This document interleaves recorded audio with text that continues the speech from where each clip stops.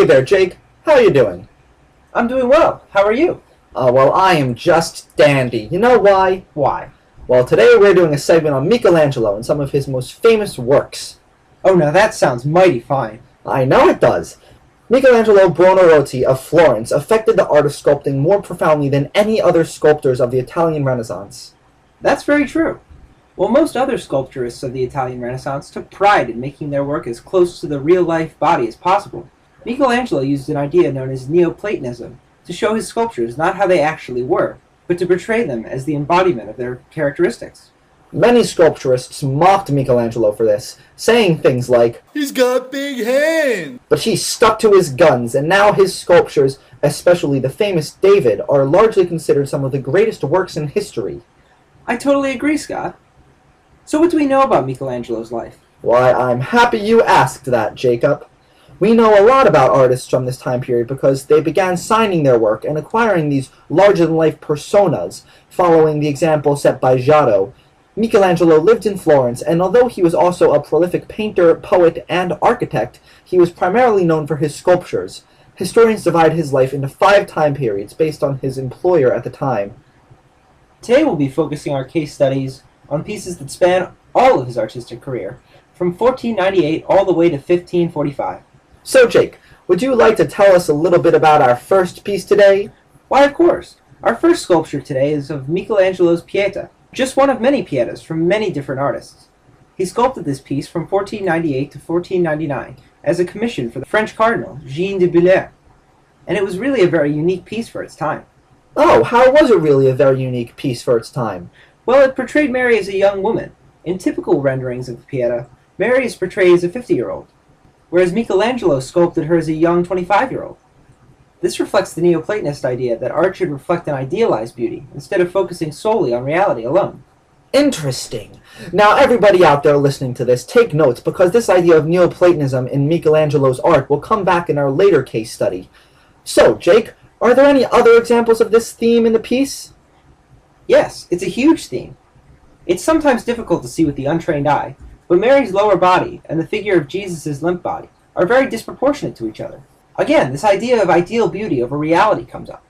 There's also a very interesting contrast between the heads of the two figures. Mary's is tilted forward, showing an inner strength as she willingly sacrifices her son for the salvation of man. This notion is also present in her enlarged lower body. Jesus' head is tilted back and his neck is exposed, showing weakness and pain. The use of lighting also helps bring out the feeling of the piece, making Jesus' body look unbelievably human and lifelike. I see. It's almost like you can walk up to the statue and run your hands through his hair. Hey Scott, have you ever wanted to become famous? Of course. Well, want to know the fastest way to get famous? Sure, Jake. Go to St. Peter's Cathedral, Yeah? walk in the front door, Mm-hmm. go up to the Pieta, Okay. and hit it with a hammer. I'm not following. Well, my favorite story about this piece of art is about a man who became very famous. He hit the Pieta with a hammer 12 times. Please explain.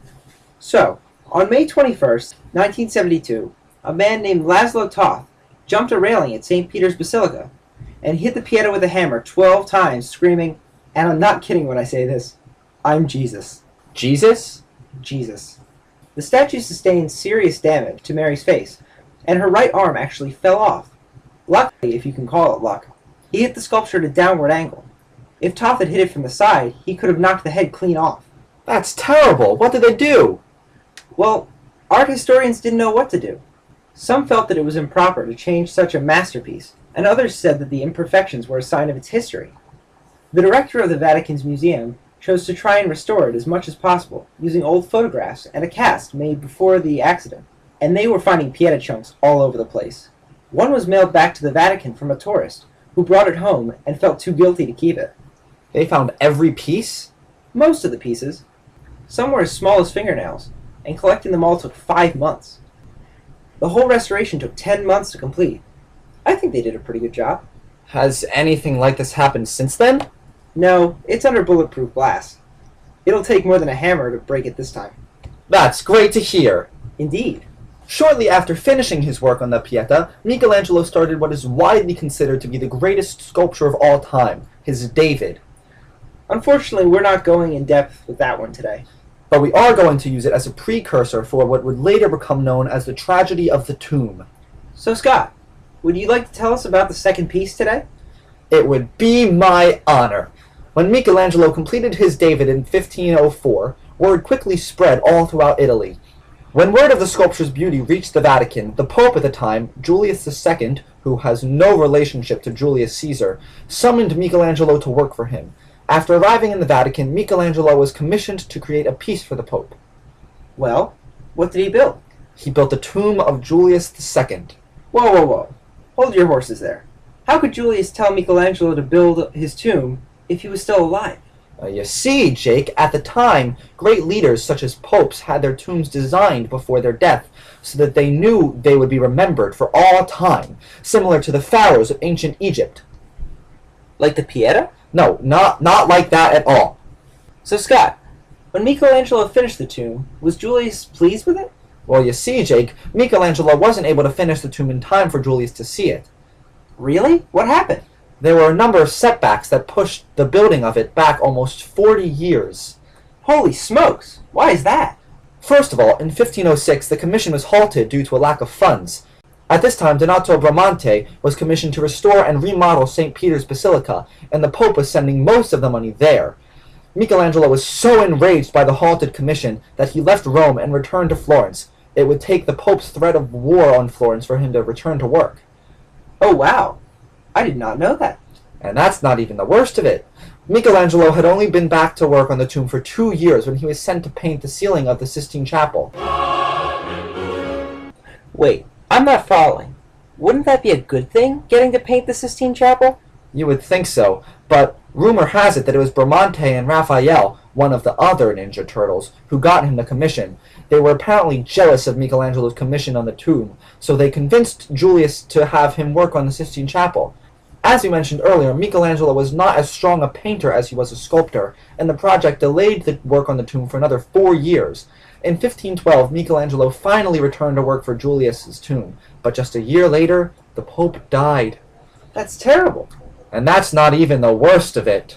As time went by, each of Julius's successors became more and more reluctant to continue work on the tomb. From 1513 to 1542, the tomb had 4 contract revisions in 1516, 1525, 1532, and 1542. After the contract was finalized in 1542, Michelangelo was able to get to work on the official tomb for Julius II. But with every revision, the tomb was drastically scaled down, from being a massive 40-sculpture freestanding masterpiece to its final form, a 6-figure wall tomb. Although we look on this tomb today and marvel at its beauty, Michelangelo, as well as many historians who study this piece, refer to it as his greatest tragedy. Wow, this just got really depressing. I know, right? Why are we even discussing this sculpture? It's making me depressed. Well, you see, Jake, even though this is often considered to be Michelangelo's greatest tragedy, it did produce one of his greatest single sculptures. What is that? The Moses, found in the center of the first level. Wow, that is impressive. I know. He is an imposing figure, isn't he?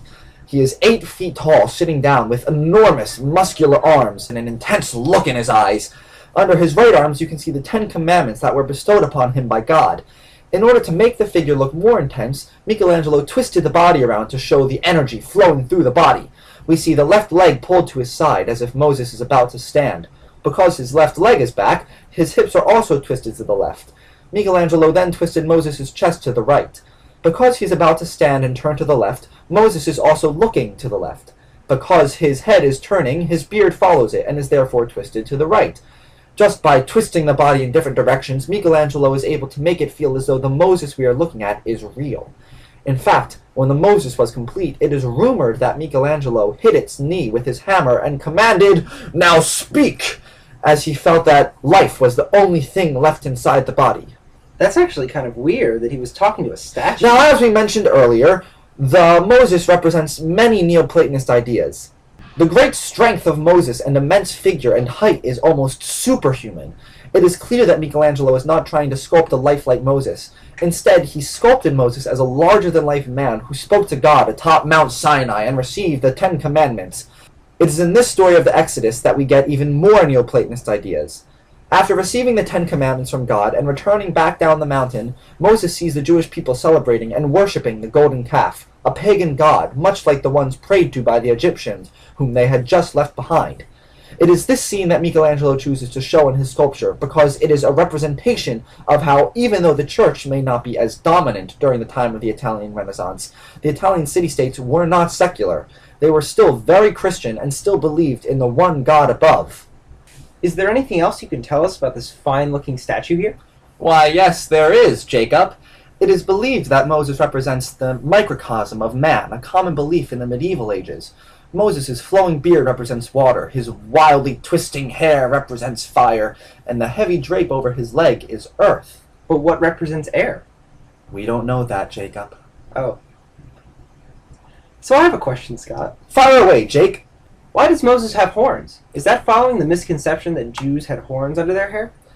It's interesting you should ask that, Jacob. Many people actually criticize Michelangelo for this addition to the sculpture. However, it isn't even known if the idea of Jews having horns was around back then. The more common thought behind the horns is that Michelangelo was either following or mocking a mistranslation of the verse in the Old Testament. It is said that St. Jerome confused the Hebrew word for shine with geren, or horn. The translation reads, Videbant faciem Moisi esse cornatum.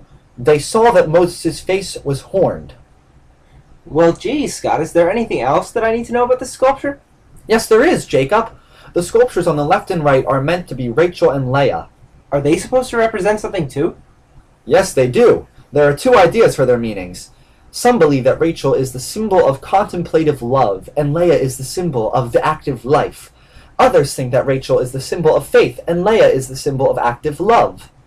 That's pretty deep. We have time for today. We hope you enjoyed what you heard. Thank you for watching!